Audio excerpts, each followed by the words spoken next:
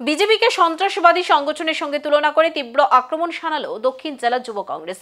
রবিবার বিলোনিয়া কংগ্রেস ভবন সাংবাদিক সম্মেলনে জেলা যুব কংগ্রেস সভাপতি অজিতাভ মজুমদারের অভিযোগ, বিজেপি দল ক্ষমতা দখলের জন্য বারবার নাম পরিবর্তন করেছে আর এখন নির্বাচন কমিশনের মদতে ভুয়ো ভোটার তালিকা তৈরি করে ভোটাধিকার হরণের চেষ্টা করছে।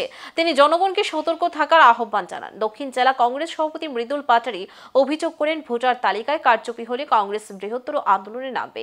রাহুল গান্ধীর দাবিকে সমর্থন জানিয়ে তিনি ভোটার তালিকা ও ভোট কেন্দ্রে সিসিটিভি ফুটেজ রাহুল গান্ধীর হাতে তুলে দেওয়ার দাবি জানান। সম্মেলনে বিলোনিয়া কংগ্রেসের সভাপতি দেবাশিস মজুমদার সহ অন্যান্য নেতারা উপস্থিত ছিলেন। অতি সত্বর এই এসআইআর পদ্ধতি বাতিল করে আমাদেরকে ইলেকট্রাল যে ভোটার লিস্ট, ডিজিটাল যে ভোটার লিস্ট আছে, সেই ভোটার লিস্টগুলো আমাদেরকে হস্তান্তর করা হোক। সিসিটিভিগুলো যে রেকর্ড আছে সিসি ক্যামেরা, সেই রেকর্ডগুলো আমাদেরকে দেওয়া হোক। সেটা আমরা যাচাই করে আপনাদের কাছে আমরা জানাবো।